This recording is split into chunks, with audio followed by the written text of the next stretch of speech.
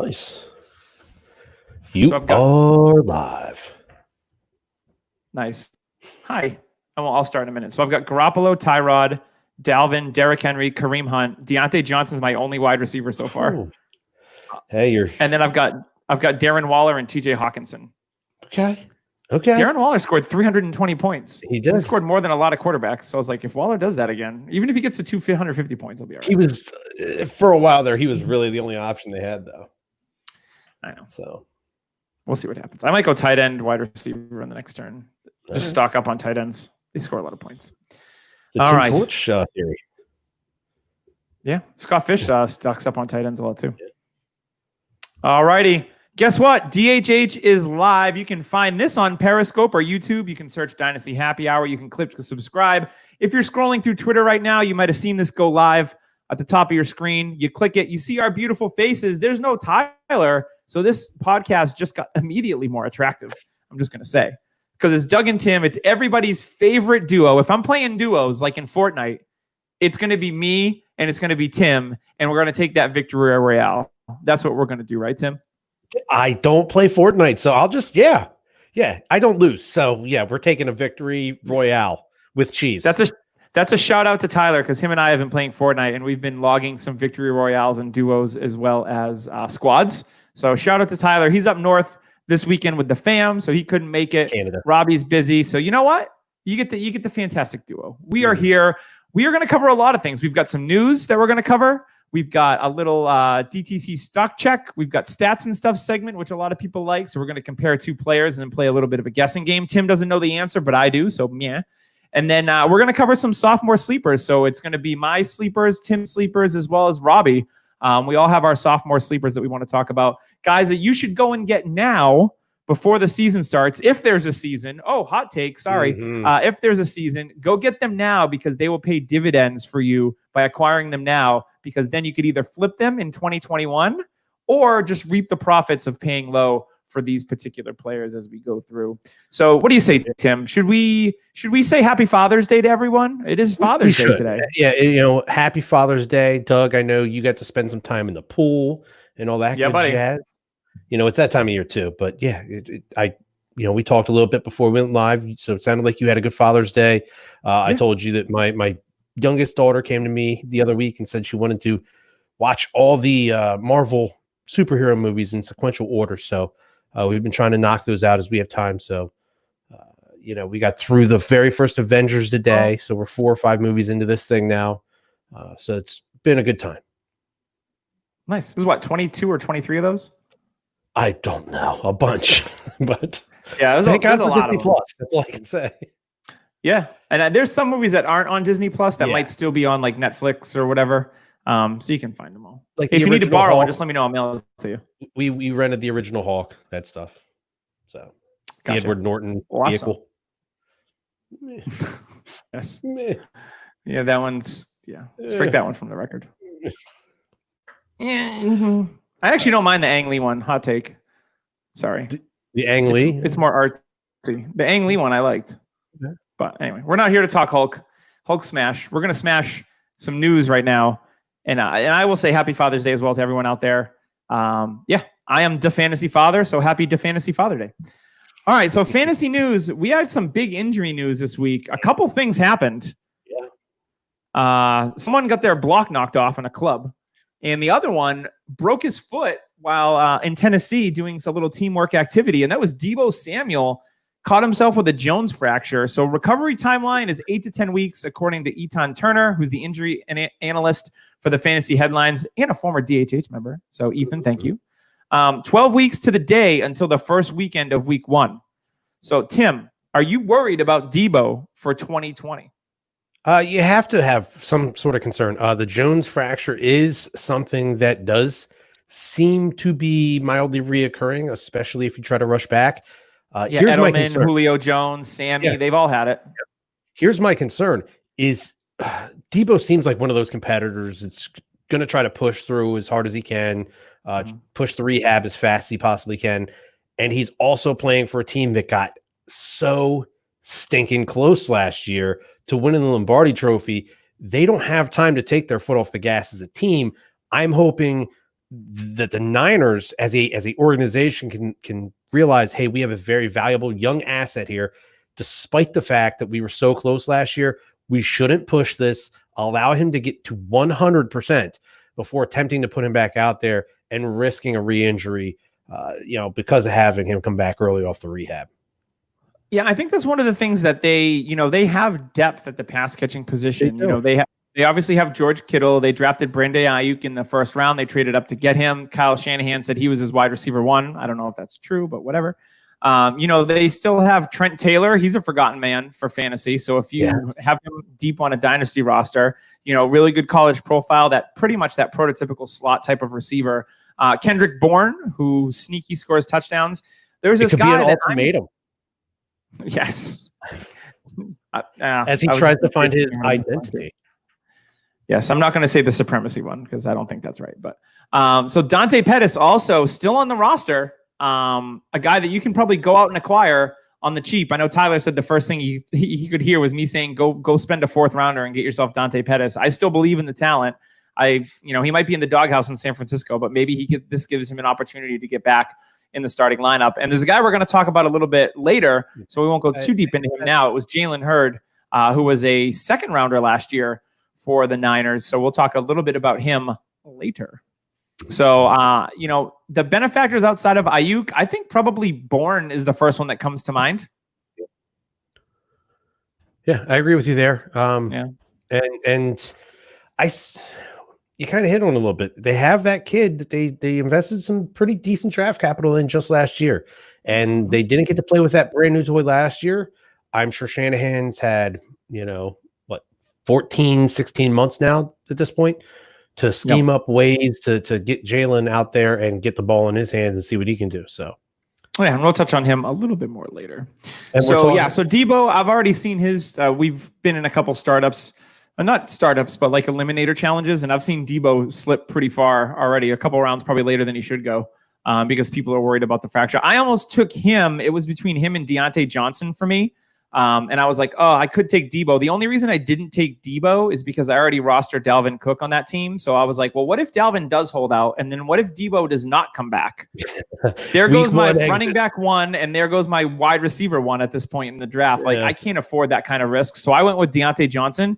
Debo Samuel was immediately picked right after me. So I was on the right path. But I was like, you know what? I can't take on that much risk, even though the reward could be great. I was like, you know what? It's an eliminator. Yeah, with no other receivers on your roster at that point, it's tough to make Debo your number 1. Mm-hmm. It'd be great if he's ready for week 1, but 3 weeks in, the Jones fractures are just really tricky. He has 3 weeks in, somebody steps on the foot the wrong way. I remember Des Bryant. he came back, I think, too early, and then he ended up missing time with the Jones fracture. Edelman's the same thing. He missed time the second time. Sammy Watkins. The only person that's had a Jones fracture that I don't remember missing time afterwards was Julio, but I could be wrong on that. Yep. So, and speaking of Jones fractures, we're talking Alshon Jeffrey. So Doug Peterson came out this week and said that Alshon Jeffrey has no timetable to return. Do they even want him to return? I think they need him to return, to be honest, because, they need guys like Alshon Jeffrey, because that's what they didn't have last year in the red zone. They have Ertz, they have Dallas Goedert, who we'll talk about here in a moment. But yeah, they need Alshon Jeffrey to come back, and, we'll see what happens. Now, when we talk dynasty, Jeffrey is a good piece for your win now type of teams. If you had to go out and acquire Alshon Jeffrey, what would you give up for him? Like a 2021 third? Yeah. Late second? No, I'm not going to go into the second with Jeffrey at this point anymore. We're talking about a guy who almost needs a bionic arm in order to get that thing above this level. His shoulders just destroyed at this amazing jump ball type catcher. Early on in his career was very athletic. So it stinks to see these guys start to age out, and the body just doesn't recover the way it needs to. Yeah, it's been a rough week for Eagles fans, Tim. So first you had Alshon Jeffrey with no timetable to return. Then earlier in the week, Eagles 3-time Pro Bowler Brandon Brooks tore his Achilles, and he's going to miss the season. So that's a tough one because, everyone's on the Miles Sanders train. So now Brooks, who's one of the best guards in the league, is going to be out for the year. They still have a pretty good offensive line. Maybe, Jason Peters, I know, is still out there. So maybe they can shift some things around and bring him back. There were immediate rumors that Jason Peters was going to be re-signed and then kicked inside. Which could be. I mean, it'd be great to take like an all-world, tackle and throw him into guard. But let's be honest, the rookie last year didn't play lights out when given the opportunity. So I think the line depth would be a great addition. Getting Peters in there, maybe you could do something else with one of the other guys, Dillard or Lane. But that's a big blow to the interior offensive line. That's got to affect Wentz as well. I mean, especially if you're in Scott Fishbowl and Wentz is your quarterback, like you get negative points for sacks. Yeah. I mean, those interior blitzes, until the team can really build that chemistry with the offensive line, especially with the interior guys, it's going to be an issue. That's for sure. Yeah, absolutely. So, and then last but not least in Eagles news, late last night in South Dakota, Dallas Goedert's hanging out at a bar and he got clocked. He got sucker punched out of nowhere. I don't know if you saw the video, Tim. I didn't see the video, no. Oh my God, he got knocked out. Concussion protocol for sure for Dallas Goedert. He was just walking by and some guy just came up and knocked him dead cold. Like he was out like a light. I was like, oh boy, it was not good. Obviously, he should be fine by the time the season starts, but like he's definitely got some sort of concussion because he got lit up and you hate to see it. You don't think of South Dakota as a violent place. So who knows what happened? I don't know the context of the situation. Maybe he's like, oh, this guy's an NFL player. He's tough. And then just decided to clock him out of nowhere. Because you know what? People are trash. So that would not surprise me if that was the case. But just did Goddard say something along the lines of, his Massey Ferguson tractor is better than John Deere? I'm sure maybe. Who knows? I don't even know what a Massey Ferguson tractor is. Is that a competitor for John Deere? Yeah. Okay. Maybe. Massey Ferguson. It sounds like a country song to me. Yeah, I'm sure they talk about tractors. Some Massey Ferguson versus John Deere action. Ooh, some hot stuff. So rough week for the Eagles. Yes. As they're over my shoulder. Yes, they are. All right, so that's going to do it for news. Now Tim and I are going to talk some stats and stuff. If you're watching this live and you've got some questions, feel free to throw them in. They'll probably be answered because we probably won't have a ton. So feel free to throw them in. Tim will give me a heads up and we'll answer them. So if you're watching, let us know. And if you're listening, thank you. So let's get in time for stats and stuff. I'm going to give you the info for the two mystery players. The panel, which is Tim, will decide which player they prefer. Tim can also guess the players after everyone Tim has answered. I reveal at the end who they are and their ADPs. Although their ADPs, I don't think Robbie sent me. God damn it, Robbie. So anyway, I'll give you the players. Here we go. I got my pen and paper. Yes. So player A, this 25-year-old has been a top 20 PPR running back in each of his 3 fully healthy seasons. Before going down with an injury in 2019, this running back was pacing as the RB16. This player has never averaged under 14 touches per game in any season. All right, you ready for player B? Yep. This 27-year-old has only had one 1,000-yard rushing season. In all but his rookie season, this running back has never had less than 41 receptions in a season. Before 2019, this running back had 3 straight seasons as a top 10 PPR running back. Which player would you prefer, Tim Keller? Well, this one to me is pretty easy. If we have a guy who was pacing as RB16 before an injury last year, and you're telling me I have 2 extra years on this running back, I'll take running back A, the 25-year-old. I cannot come up with who this would be, though. Okay. I can't come up with a name for either, honestly. Oh, and I do have their ADPs, by the way, at the position. Okay. I did get them. Just hot news. Okay. Well, so no idea on player before you reveal the names. Sure. No idea on either one of them. No. You want to take a guess? Just shot in the dark. 5-year-old that got injured that was running going about running back 16. We'll say that running back A is Matt Breida. Okay. And a 27-year-old. I don't even know Breida's age. He's probably older than 25. That's okay.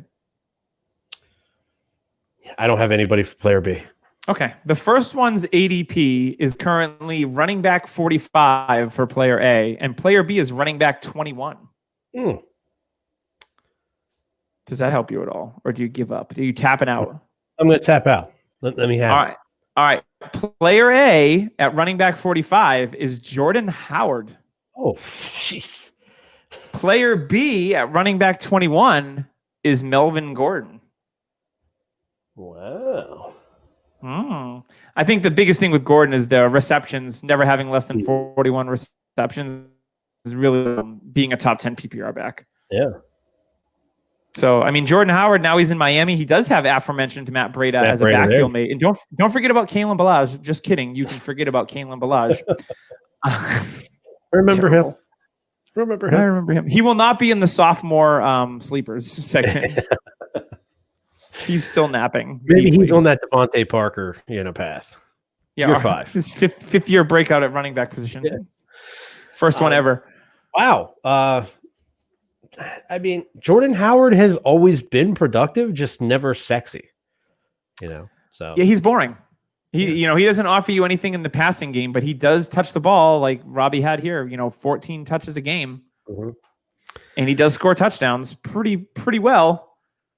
So again, he's not the upside with Jordan Howard is there's not a lot of it. Yeah. That's the thing. He's just got like a relatively safe floor, but he's not going to do anything exciting or sexy for your team. Whereas Melvin Gordon, at least he's going to get the passing game work. People like him as a prospect. Now he's in Denver, so we don't know what it's going to look like between Phillip Lindsay. They still have Royce Freeman. They didn't trade him, but I think that Melvin Gordon is the guy. So yeah, yes, I do believe that he's going to be the RB1 there in Denver. It's nice to have a backup like Phillip Lindsay. That's for sure.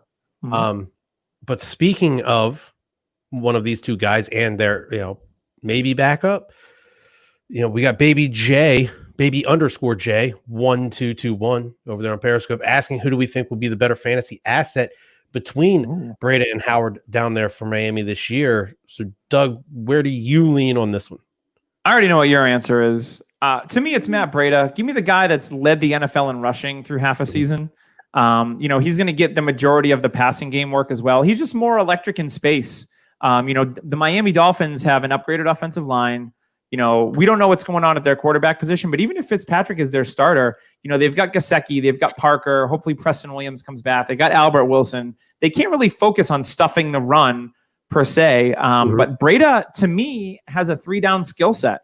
Now, I think Howard's obviously going to be mixed in there, but I don't know if he's the guy. But I'm going to go with Breida, especially at their ADPs. I think Howard, I don't have it in front of me, but I bet Breida is probably after Jordan Howard at running back ADP. And I just like him as more of a player, especially from an athletic standpoint. Howard's more of the plotter. Breida's going to get you points into PPR, which is pretty much your standard in most dynasty leagues. So I'm going to lean Matt Breida on this one in dynasty and redraft. Let's go. And you kind of said it. Jordan Howard, while he's been productive every year of his career so far, it's just not exciting. It's not sexy. He doesn't have that flash where they hand him the ball at the 6-yard line and he's going to break one.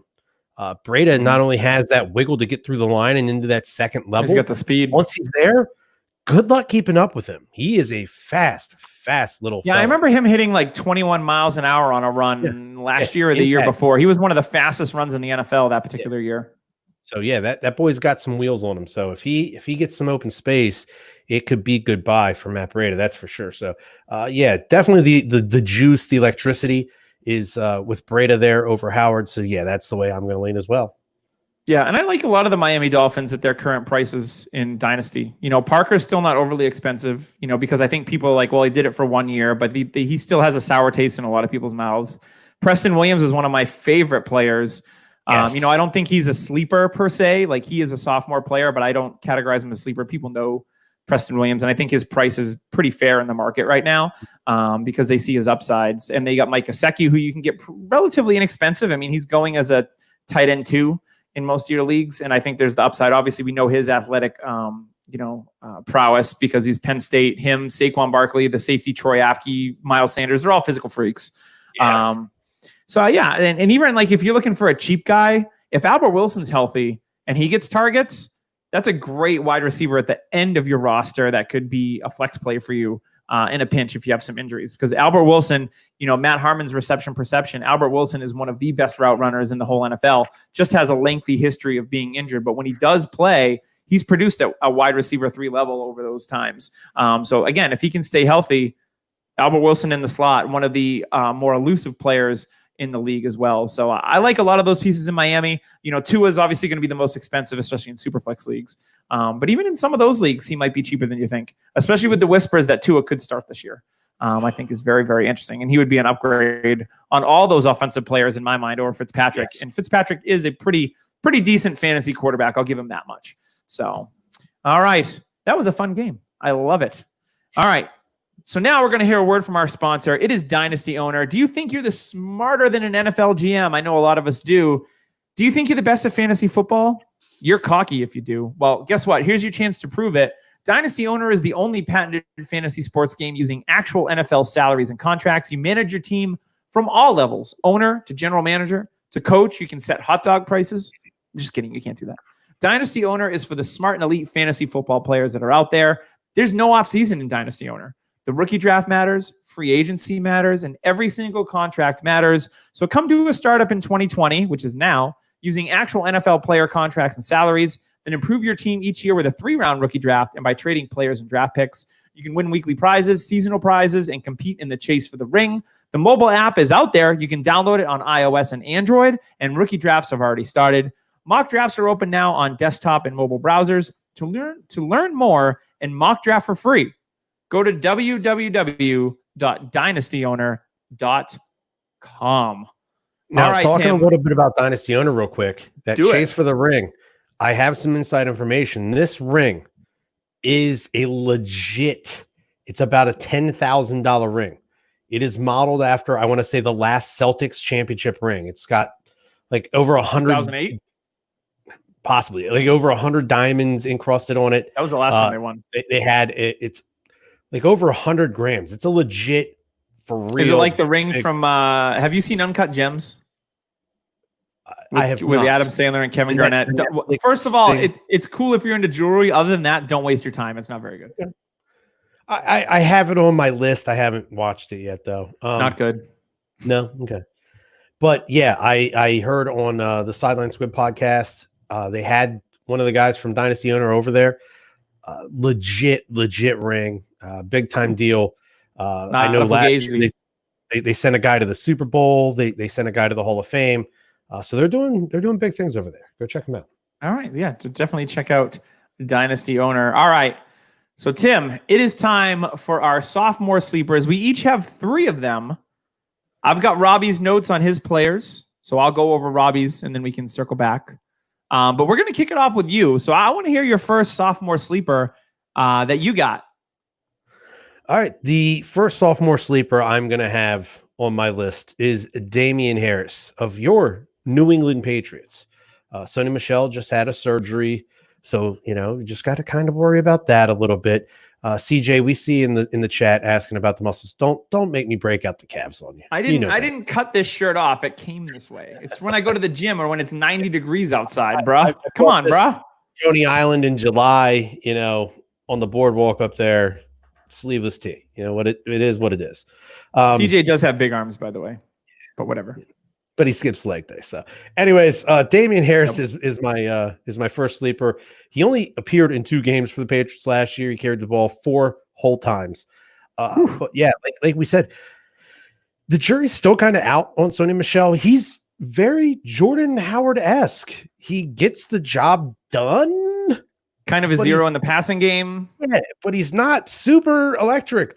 Which is baffling because if you watch his last year at Georgia, he looked like this electric back. He looked like he was going to come into the league, be juking guys out of their shoes, hitting the sideline, and racing these safeties. It's like if DeAndre Swift came in this year in the NFL and then looked like Sony Michel. That would be like the kind of shock. It would be like, where's this athleticism? Where did it go? You looked like an entirely different specimen on film. So maybe Damian can be a little bit of a spark. I would expect that the Pats are going to a little bit more of the run offense that Belichick has been known to do at times. Think of Brady early on. They kind of ran for, to matriculate the ball. They pounded Antoine Smith, and then it was short passes to Troy Brown and David Patton. Yep. they passed when they needed to and in situations. Other than that, the offense kind of ran through the backfield. So I expect a very similar offense until they really find out what they have there at the quarterback position. Not throwing any shade or nothing like that, but until they see him in live regular season action, I think there's questions about Stidham. So Harris could definitely see, I mean, he has to see more than 4 carries. So he has to have an increase in value. So you're going to get Harris late in things like the Scott Fish Bowl. I know in some of the mocks I've been taking Damian Harris late just as that guy. Hey, if he starts seeing the field getting 10, 12 touches a week. Yeah, you're talking like late teens type of late. Yeah. He's a guy you can get for next to nothing. He's not going to kill you. You're not getting guys you expect to be every week starters at that point, but this is a guy with some upside that could eventually find a role in this offense. That's for sure. Yeah, I think the puzzling thing about Harris, there was a lot of sentiment out here in New England that, like why not activate Damian Harris when Sony Michel was kind of struggling a little bit. Michel, they had some offensive line issues last year for the Patriots. But Michel, I mean, he averaged under 4 yards a carry. Like he just didn't look he can't break away from defenses like at all. So the interesting thing about Damian Harris is that, he was a 3rd round pick. Belichick and Saban are tight. So there's got to be something there. And maybe it was just, maybe Harris came in with an attitude, or maybe they were just like, you know what, sit and watch in the system. We have plenty of running backs to do the job, and you're going to be the next guy potentially. Because Michel's a free agent after this year, I believe. I can't think they're going to pick up his 5th-year option because that'll be overpaying Sony Michel. So it could just be the long game with Damian Harris. And, Michel just had another cleanup surgery on his ankle. So he's had a history of injuries over the years now. And we already know, like, there was the Jay Ajayi rumors of bone on bone in his knees. So yeah, I think Damian Harris is a great late round flyer in your startups for Scott Fish Bowl. If you play in any best ball leagues, he's a guy that you can take in almost the last round. And you're going to get nothing but profit if he starts to touch the football. And he's good in the passing game too, which is something that I thought Sony Michel was going to be great in, and he stinks. Like, he drops the ball a ton. So, James White isn't going to be around forever either. So Damian Harris, really, for his cost, definitely has the most opportunity for you to turn a profit for your sophomore players. So go out and get yourself some Damian Harris, because someone probably used a 2nd round pick on him last year, and they're like, this guy got 4 freaking carries, and they're not happy about it. So maybe you can be like, you know what? I'll throw you a mid to late 3rd. And they're like, fine, I just want to get out of it. Maybe they don't see the light at the end of the tunnel. They're just really disappointed. Could definitely see that happening. So yes, go out and get yourself some Damian Harris. All right, Robbie's got for his sophomore sleeper, Mr. Jace Sternberger. So he's got a big opportunity. There's no established pass catchers outside of Devontae on the Green Bay Packers. They've got Alan Lazard. They've got Equanimeous St. Brown, who was hurt last year. They've got Marquez Valdez-Scantling, who's kind of a guy. Jimmy Graham there last year. There were 94 targets to the tight ends in Green Bay last season. So what do you think? Do you think Sternberger could get like 65 to 70 of those, Tim? 65 to 70 is probably a little hefty. I'd say 50 to 60 is probably. I mean, they did draft that. They did draft that in the 2nd round. Yeah, who's more of a full. Josh. But yeah, I think you could probably see 50 to 60, 65 targets in this offense. And let's be honest, any target from Aaron Rodgers has some value to it. So you give him 50 plus targets, it's going to be good. Sure. And Rodgers' touchdown percentage was 4.6 last year. He's averaged 6% in his career. Mm-hmm. So there's obviously some positive touchdown regression for Aaron Rodgers. And if they're going to come through the air, I could see it. I could see Sternberger maybe getting 5 or 6 of those. He's 6'4". He's 250 pounds. He should be a favorite. And it's hard to imagine that he won't beat his tight end 22 ADP right now. So, he's going as a tight end too. I like Sternberger. I like a lot of these 2019 tight ends. I've said it before. Let me just make sure I'm not. All right. I won't spoil yours. But, you have your Josh Olivers. You have your Drew Samples. You have Irv Smith Jr. Guys that they flashed a little bit, but they didn't really do a ton in their rookie years. Foster Moreau is another one that I really like. So really athletic tight ends in the 2019 class, but we didn't get a lot out of them. I mean, TJ Hawkinson had one good game. Noah Fant was, the best of the bunch. But I like going and buying a lot of these 2019 tight ends. And Sternberger is definitely on that list because of the opportunity that he's going to have now that Jimmy Graham is out of the picture. They don't really have, they have, who do they still have? Mercedes Lewis. I know he got a couple touchdowns last year, but he's like 59 years old. Yeah. So yeah, I like Jace could be a breakout, and he has an opportunity to finish as maybe a back end tight end 1 this year. I mean, like we've always said, it only takes like 3 receptions, 30 yards, and a touchdown. Mm-hmm. Or a tight end. I think Sternberger, the athletic profile that he has, and just the fact that they need some targets on that team. They didn't draft a wide receiver, so Sternberger could be the key to unlocking a little bit more of that offense this year. So my guy, we're going with the Patriots again. Ooh. This guy was 101 in a lot of last year. Mm-hmm. He was most people's wide receiver 1, and we saw an awesome wide receiver class last year. So for me, it's N'Keal Harry. So I've been acquiring N'Keal Harry in a couple leagues here and there. I paid a 2021 second in a league to get him. And you know what? I'm buying the dip on N'Keal Harry. Yeah. I think, a lot of it came with, being injured in the preseason, not getting a lot of the preseason work in mini camps and OTAs, and getting that rapport with Tom Brady, because that's the biggest thing that's important to him. With Tom Brady, if you're not on the right side of Tom Brady, he's going to forget you. He's not going to pay attention to you. If you're outside of the circle of trust, Fokker, N'Keal Harry wasn't in that circle of trust. He was not. So this year, obviously Brady's out of the picture. Finally, just kidding. I'm not unhappy that he's gone. That's but his Patriot N'Keal Harry is into it. No, I've been getting rid of Brady for a couple years now. So Harry, it's going to be Harry and Jarrett Stidham. At least it appears that way. There doesn't look like they're going to sign a veteran quarterback. Brian Hoyer's on the team. I think it's going to be Stidham's show. So Stidham and Harry, obviously they got work as rookies last year, so there may be some rapport there. But when Harry was on the field in preseason, he was making really nice contested catches. He was really good on the curl route, sideline, all really nice. And then when he did play with Tom Brady, he did make some nice plays. So I saw some of the flashes there. Now, the biggest knock on N'Keal Harry has always been he can't separate, right?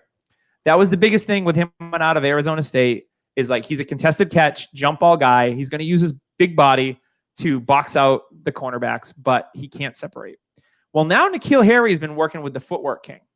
Now, if you don't know who the Footwork King is, go on Twitter, search for Footwork King. This guy works with some stud NFL players strictly on their footwork and being able to get separation.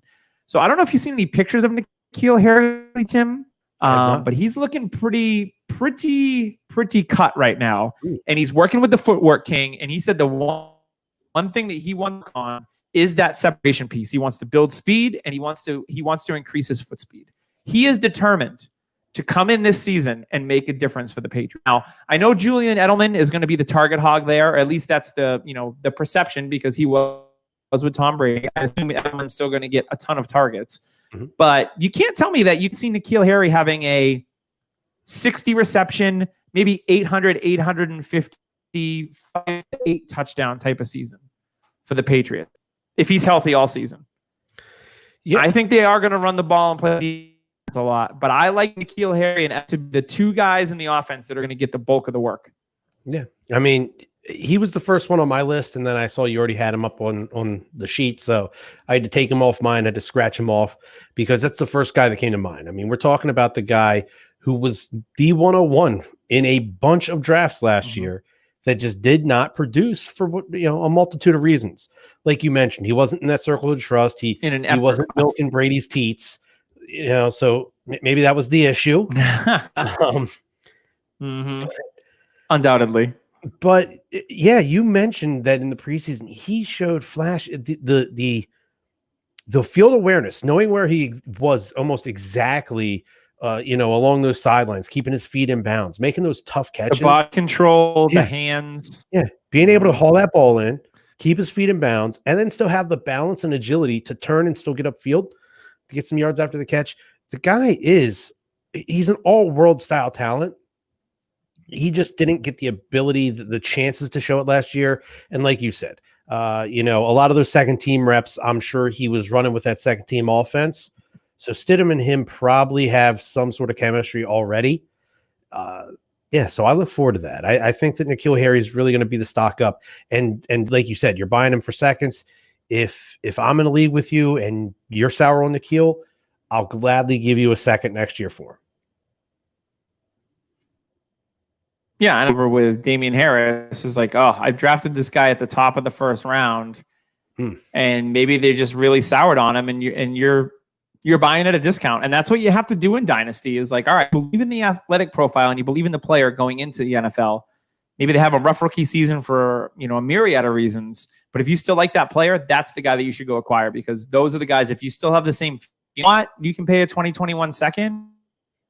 And then if he turns it around, he could be a top 15 Dynasty wide receiver if he has a solid year because people are going to be back on the N'Keal Harry train. This all the time.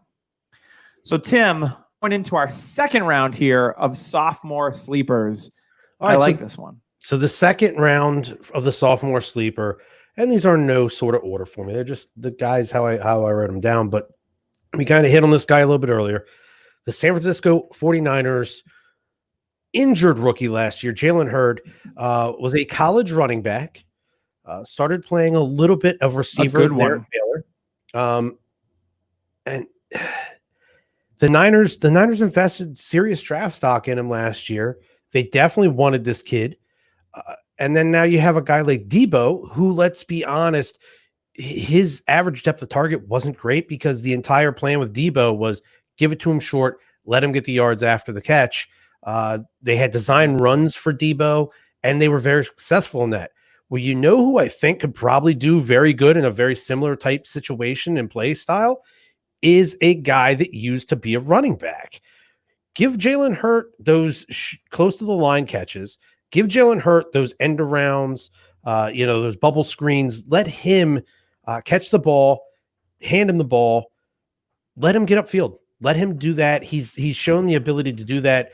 Played in the SEC with Tennessee, then went to Baylor. The kid's an athlete. The kid's a NFL style talent.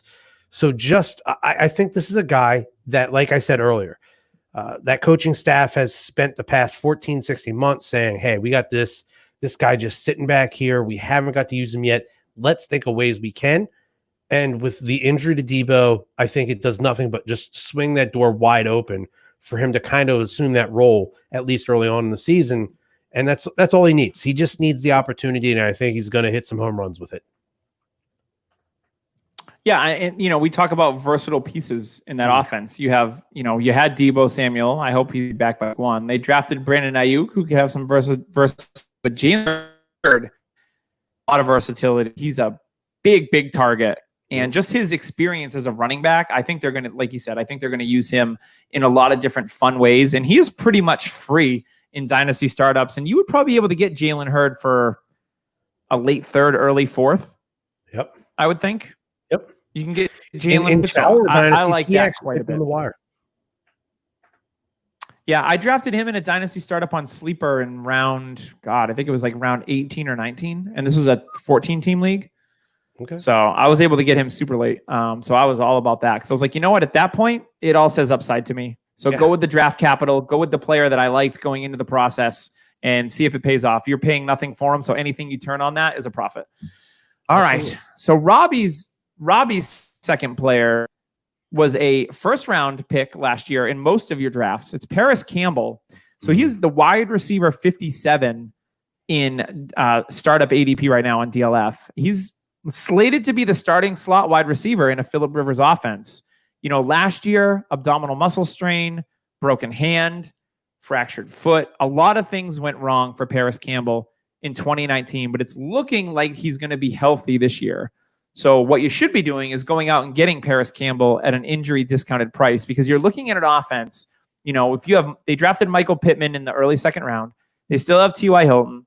They have Paris Campbell. So those are going to be your starting three wide receivers. Now, obviously, we know the running backs that they have with JT, Marlon Mack, Nyheim Hines. Tight ends, they have Jack Doyle. They also have Trey Burton.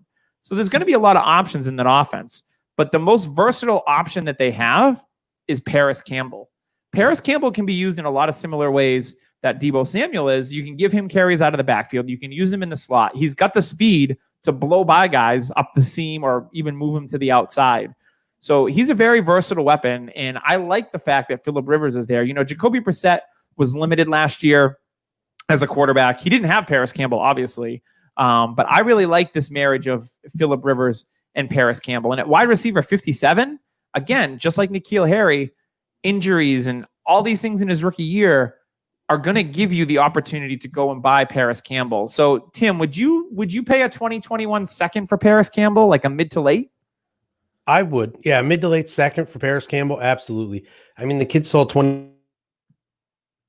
18 of them, so he's catching it about a 70-75% clip if my quick stupid math off the top of my head is about right. Sounds about right. And converted that to 127 yards. So let's say he gets 80 targets in this offense. That's going to be about 55, 57 catches. He's probably going to put himself in that 500-yard range, convert a couple of those for touchdowns, and maybe break a couple big ones. This is a kid that's got some decent speed to him too. So playing there in the slot with that veteran quarterback, with that amazing offensive line that's going to hopefully keep Phillip Rivers as clean as possible. And, 3 very decent running backs. You have 2 very good running backs and a very, very good pass option out of that backfield in Nyheim Hines. So they have weapons galore there in Indianapolis. So they could line up in some fun formations, some fun personnel sets, and Paris Campbell's going to kind of be that afterthought, really. You got Jonathan Taylor lined up in the backfield. You got Phillip Rivers there under center, T.Y. Hilton, and then you got lowly Paris Campbell just kind of hanging out there in the slot. And that safety is going to kind of roll T.Y.'s way, and whoops, it's the post. And Phillip Rivers is the guy to find him. He's going to be making babies in that offense, that's for sure. He makes babies no matter where he goes. Any woman that brushes up against him walks away with like, ooh, my tummy hurts. Am I pregnant? Like, that's how Phillip Rivers, he is that fertile. That's the rumor anyway. All right, so my guy, now if you know me, you know that I was banging the drum for this guy. I took him in the late first in some leagues or like early seconds, and I still believe. And if you're looking at a guy with a lot of talent that probably has maybe the biggest dip as far as like terms of trying to acquire him now, it's JJ Arcega-Whiteside. So Whiteside was a late first round, early second round pick last year in Dynasty. Unless you were in a draft with Doug, then you had to go mid first to get him. Yeah, pretty much. He was my wide receiver 2 last year. So I own JJ everywhere. I actually traded for him in the Ultimate Dynasty Podcaster League with Memphis. I gave up Chris Carson and I got 2 2021 seconds as well as Arcega-Whiteside. I used one of those seconds to get N'Keal Harry.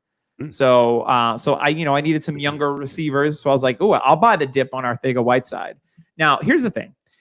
Through the process, if you really like the player, now the argument is, well, the Eagles didn't have anybody at receiver last year and he still couldn't do anything. Not untrue. We were looking at undrafted Greg Ward making plays for them at the wide receiver position. Undrafted Greg Ward. Right, because they didn't have much going on. Now, in an interview with Arcega-Whiteside, he mentioned how difficult it was to master the playbook. And the biggest thing is that he didn't know what wideout position he was going to be playing from game to game as a rookie because they had injuries everywhere, slot, X, Y, Z, the whole thing. So, guys like Terry McLaurin and DK Metcalf had great rookie years because they knew the position they were going to be playing and they know exactly what they had to do every single week. Where J-Jaw was like, I don't know where I'm going. I'm already having a hard time with the playbook. It also came out that he was injured last year. Now, he played through some of those injuries and that affected his play as well. So I think that, when you look at what the Eagles did at receiver, they drafted Jalen Reagor. They drafted John Hightower. Who was the other kid they drafted? His name escapes me. A wide receiver. Quez Watkins. So, they drafted these guys, but none of them do the same things that JJ Arcega-Whiteside does. The only person on that roster that does any of that is Alshon Jeffrey. Now, we all know that Alshon Jeffrey, this is going to be his last year as a Philadelphia Eagle. He's making big money. The Eagles are going to be way over the salary cap next year. So, you may have to wait a little bit longer for Arcega-Whiteside. Maybe it's year 3. But if you have to give up, I think you could probably get him in most leagues for a mid to late third, maybe even a 4th from some people. I think a lot of people saw it and be like, oh, this guy is trash. He couldn't do anything. But if you look at what he did at Stanford, you look at what he's good at. He's tied to a good young quarterback in Carson Wentz. Maybe it's going to take him a full year to learn the position. The receivers coach, they let him go in the offseason. That receiving group hasn't been good for 2 years. They let him go. So maybe bringing in a receiver coach that focuses on, say, hey, JJ, this is what you do well, and this is what we want you to do, and this is the only things we want you to do. Kind of like how Seattle said to DK Metcalf, run these couple different routes, and do your thing. And Metcalf ended up with 900 yards and 7 or 8 touchdowns in his rookie year. So I'm hoping that it starts to happen this year. But if it doesn't, I'm going to be patient with a guy like Arcega-Whiteside. I'm going to go out and buy him and say, hey, you know what? Alshon's still there. If Alshon's healthy through the year, J-Jaw is going to have to wait until year 3. And I'm okay with that because I still believe in the talent and my talent assessment of him going into the draft this past year. So, Tim, you're an Eagles fan. Am I off here or am I spot on? Or what's your take on JJ Arcega-Whiteside? I have to be honest. It wasn't great to see, a guy that I was very excited for too. Once the Eagles took him, even before then, there was some interest there for dynasty drafts for me for JJ Arcega-Whiteside.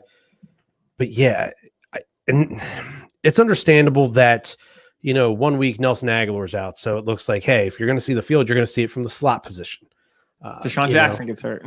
Yeah, so he preps for the slot. He's like, man, I'm having trouble here. These route combinations. My responsibilities on these different routes and these coverage combinations that I'm going to see. And then the next week, Nelson's going to be able to play. So now Deshaun's out. Boom. So I got to get over there and play that X position. Oh God, now I'm having a whole nother set of issues with these. Now Alshon's out. Yeah, now Alshon's out. So he's got to learn, the reads on coverages from different positions, what all the hot routes are, what all the audibles are going to be from the different positions. And it's tough. I understand that. Some of them pick up on this a lot faster than others. And it seems like J-Jaw was just one of the guys that, due to circumstances, was having some of those issues. I think towards the end of the season, we kind of just saw guys like Greg Ward going out there. And I think his time as a quarterback definitely helped. He's able to step up to that line of scrimmage and understand what he's reading, from his quarterback days. And okay, so if I'm the quarterback, this is what I would want my receivers to do. So he would attempt to do those things. And you saw him and Wentz really start to build some chemistry there toward the end of the year. And a lot of the action was going Greg Ward's way, while guys like JJ were still on the sidelines trying to figure out exactly what he's seeing out there. So hopefully, I want to say Moorhead. I don't know his first name, is the new wide receiver coach for the Eagles. I think he came out of Vanderbilt, which doesn't scream wide receiver production to me, but that front office is one of the better ones in the league. Despite my fandom, they do make some decent coaching hires.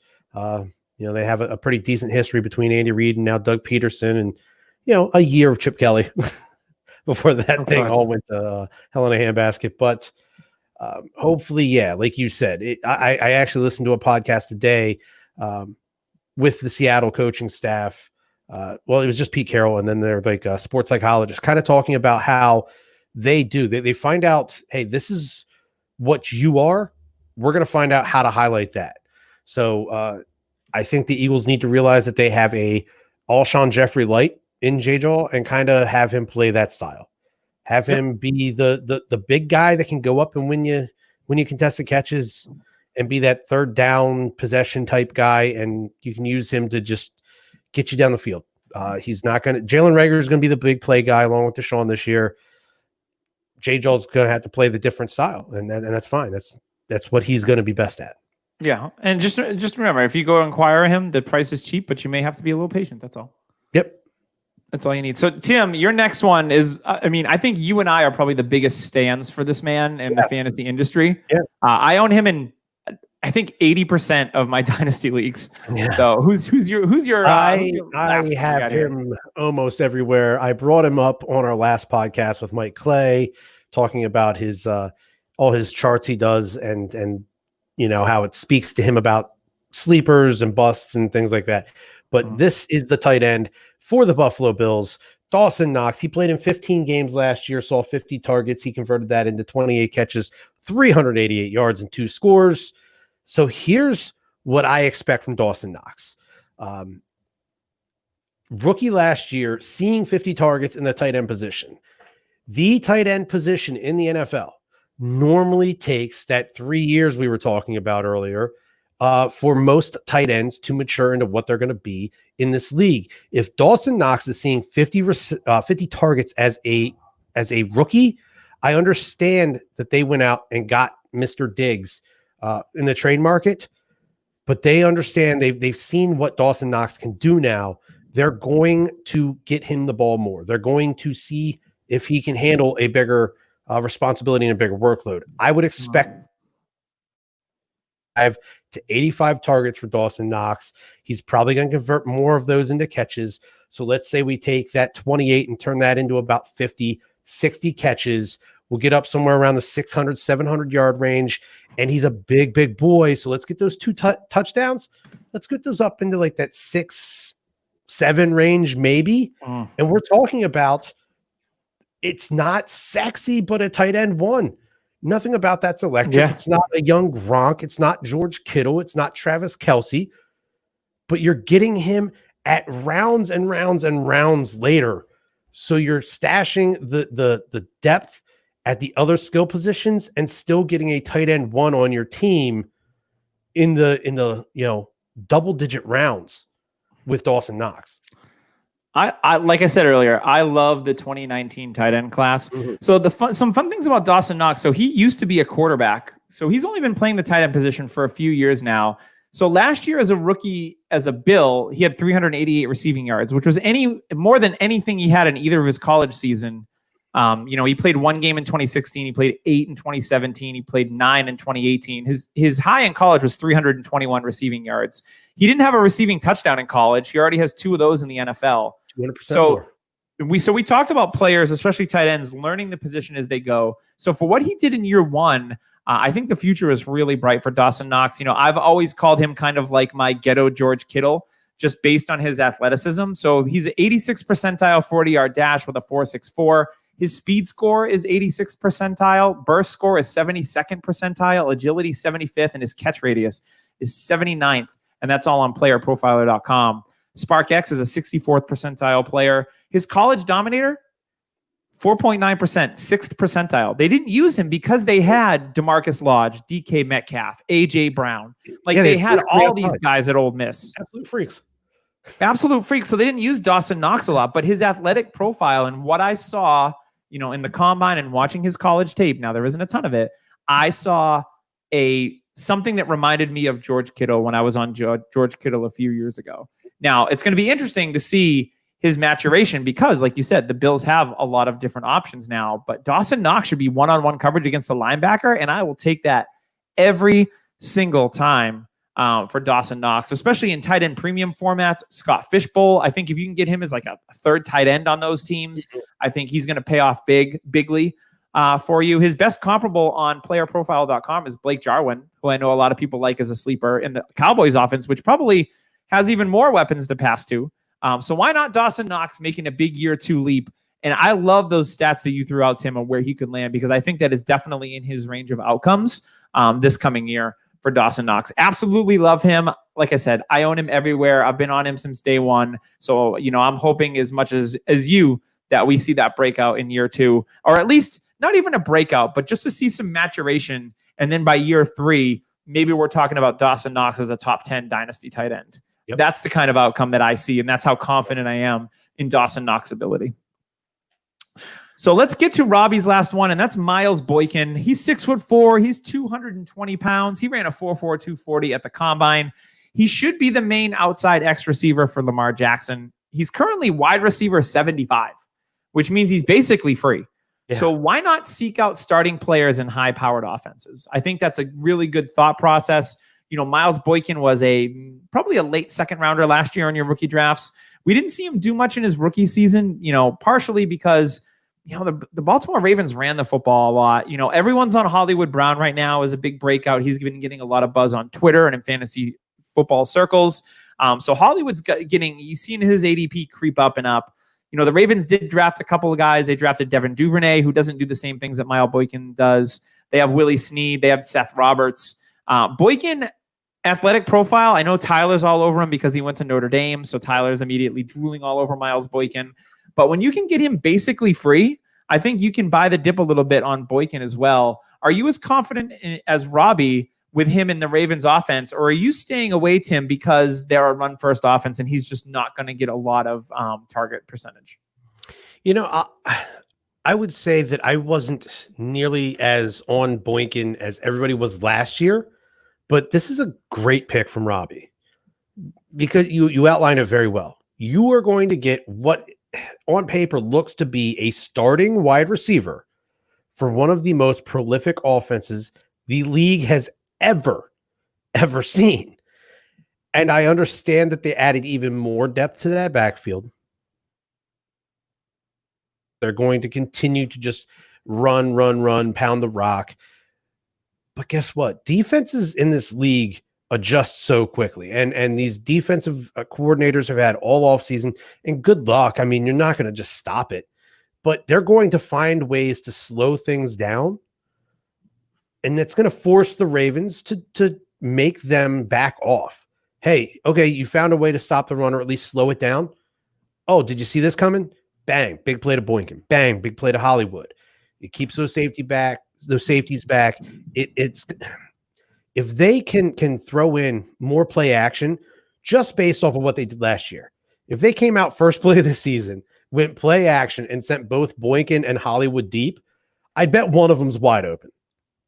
I'd bet the house on it because everything the Ravens did last season, those defenses are going to think they're going to do nothing but just do the same thing they did last season, try to pound the rock.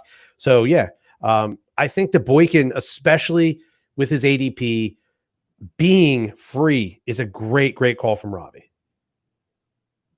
Yeah, I mean, that's the kind of player you want to go after, that athletic player tied to a good offense and get him at the dip. So yeah, I like that quite a bit.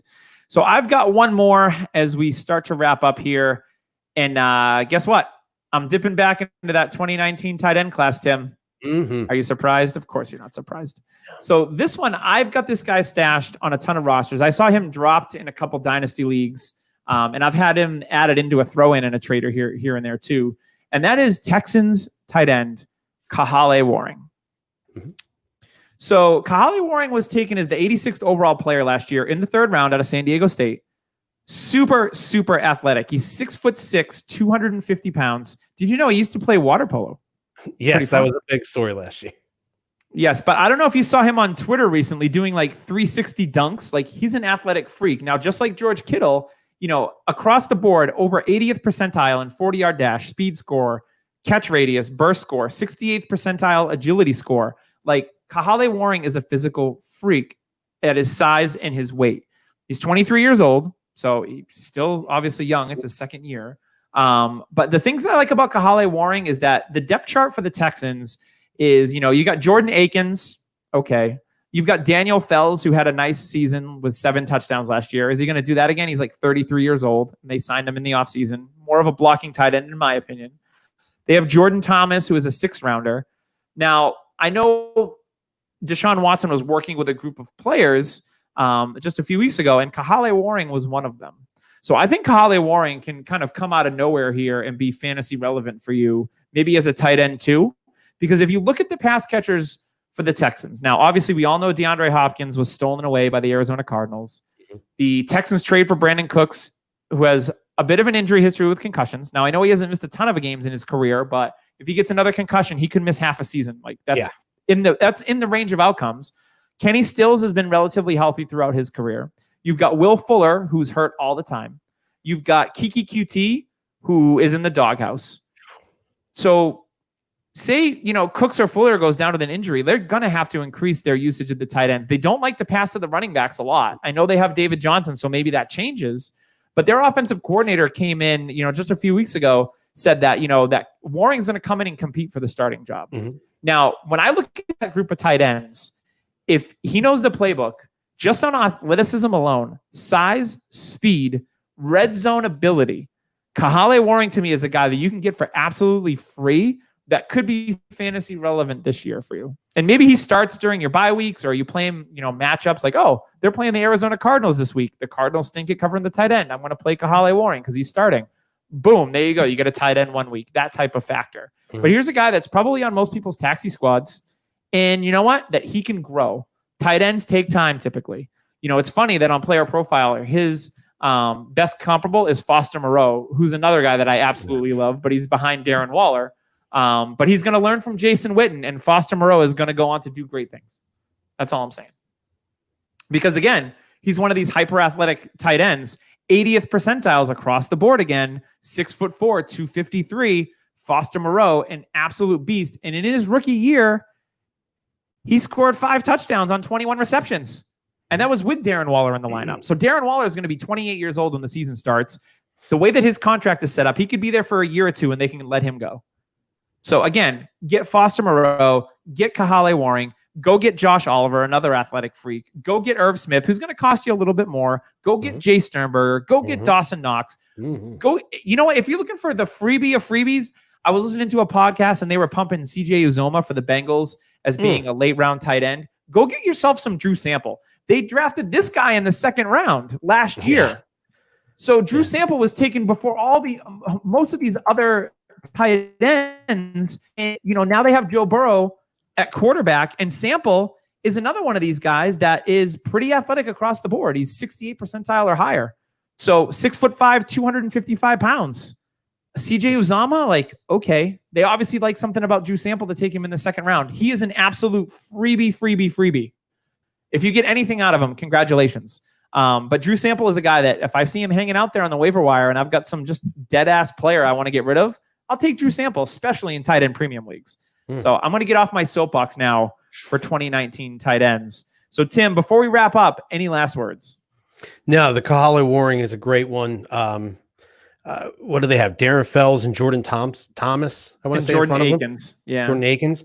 And I know there was it was spotty, but those guys were putting up occasional tight end 1 type weeks last year.